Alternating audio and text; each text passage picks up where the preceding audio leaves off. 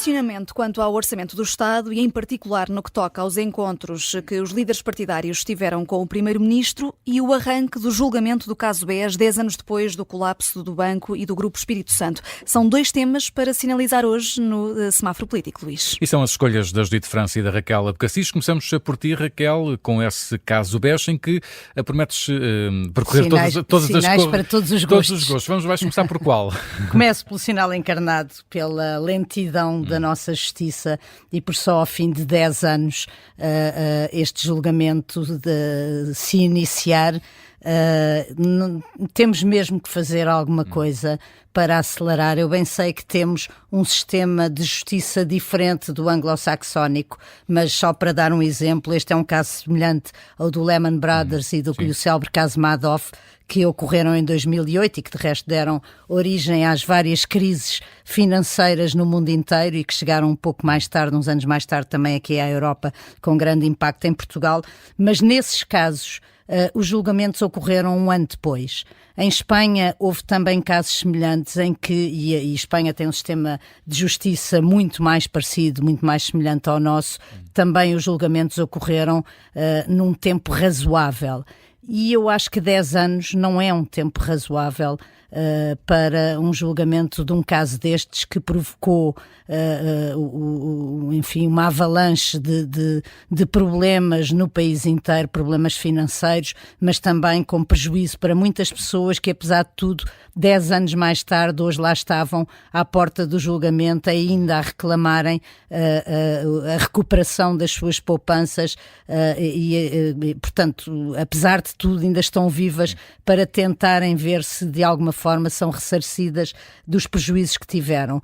E, portanto, o meu primeiro sinal é um sinal encarnado para um julgamento que começa tarde demais. Alguns dos processos ligados a este já prescreveram e, portanto, Ricardo Salgado já não terá que responder por eles. Apesar de tudo, este é o caso principal e ainda há um julgamento. E vamos ver quanto dura também esse julgamento. Vamos ver quanto tempo dura, vamos ver se Ricardo Salgado ainda estará vivo para ouvir a sentença. É que também há essa questão, a idade dos arguidos. Faz parte das minhas cores variadas. Então já lá vamos. Faz parte das minhas cores variadas.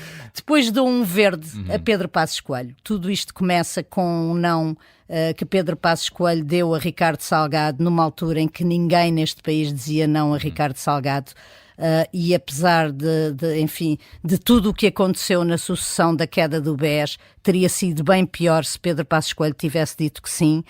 Ele foi muito criticado, ainda hoje é muito criticado por ter dado esse passo, mas esse é o passo que as democracias ocidentais civilizadas deram, no caso Lehman Brothers, que era um banco que não foi considerado grande demais para cair e que teve as consequências que teve, e é assim que as coisas devem ser, para que não se crie na sociedade a ideia de que o crime compensa. E, portanto, passados estes 10 anos, eu acho que é justo reconhecer que tudo isto, apesar de tudo, só está a acontecer porque Pedro Passos Coelho, num momento muito difícil, no meio de uma crise financeira, a enfrentar um momento de governação muito difícil, com as imposições da Troika, foi capaz de dizer que não e evitar mais este problema, ou pelo menos uma dimensão muito maior deste problema.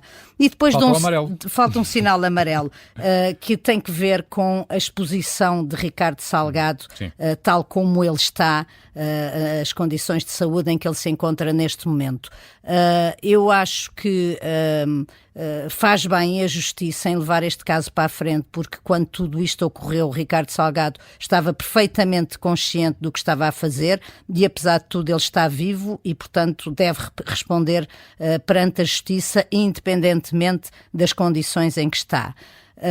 Acho que poderíamos ser poupados a esta exposição, não por causa desta decisão, mas porque, tal como dizia o Luís Rosa aos microfones aqui da Rádio Observador ainda esta manhã, a exposição de Ricardo Salgado faz parte de uma estratégia da defesa de tentar criar aqui alguma comoção na opinião pública, e Ricardo Salgado poderia hoje ter chegado ao tribunal de uma forma, da forma como saiu, ou seja, pela garagem, sem que tivéssemos tido todos que ser expostos àquele espetáculo e, sobretudo, porque acho que não respeita a dignidade da pessoa, independentemente daquilo que ela tenha feito, e acho que não vale tudo para tentar obter um resultado, e acho que a defesa, neste caso, está a jogar com a exposição de Ricardo Salgado para tentar obter um resultado que vários juízes já recusaram e que, portanto, de acordo com as regras da justiça portuguesa,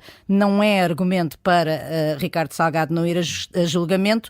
Agora, poderia ser de uma forma mais humana e, portanto, eu dou um sinal amarelo.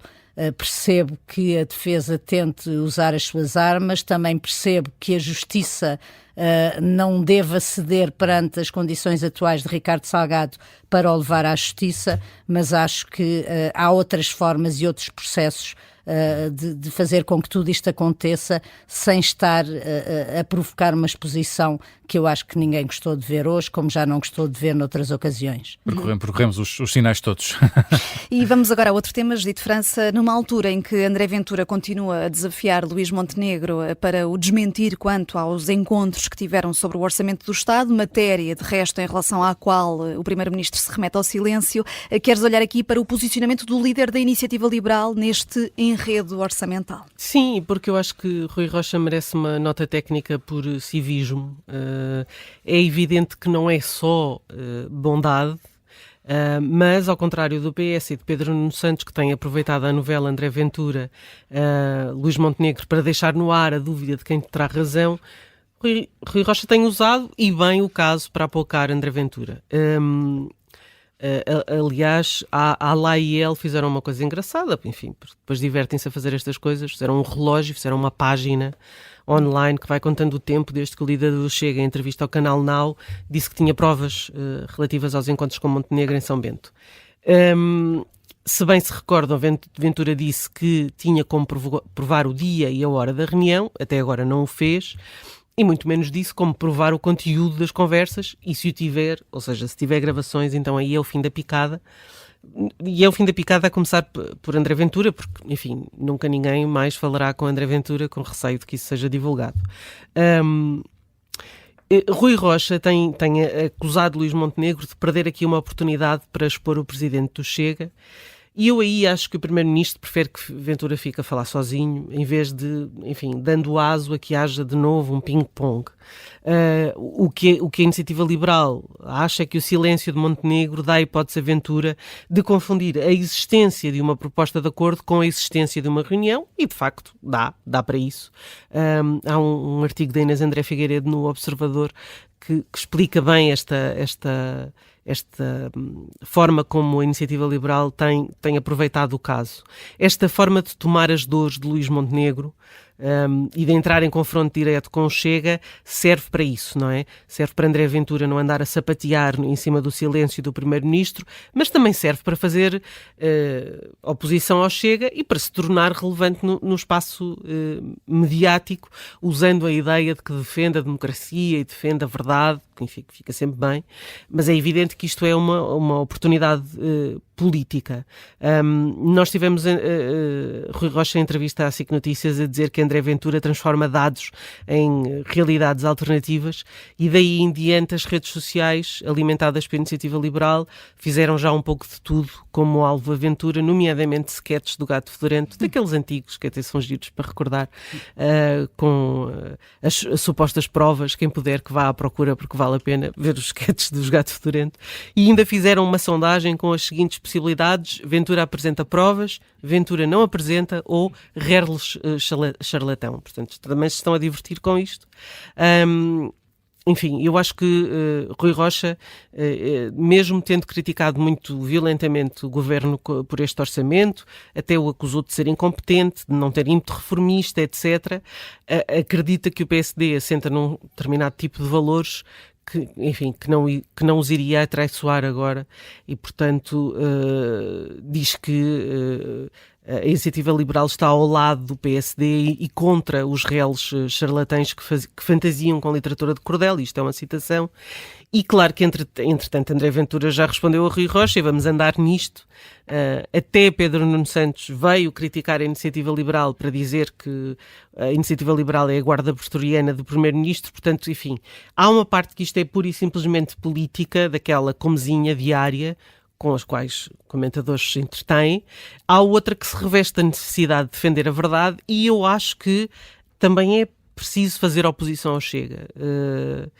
E o PSD podia fazer esse trabalho, vindo defender indiretamente o seu primeiro-ministro. Como não tem vindo fazê-lo, faz a Iniciativa Liberal. E eu acho que, do ponto de vista do relevo do espaço público, faz bem. E o sinal é? O sinal é um verde para Rui Rocha. Verde para Rui Rocha. Hoje percorremos todas as cores do semáforo político.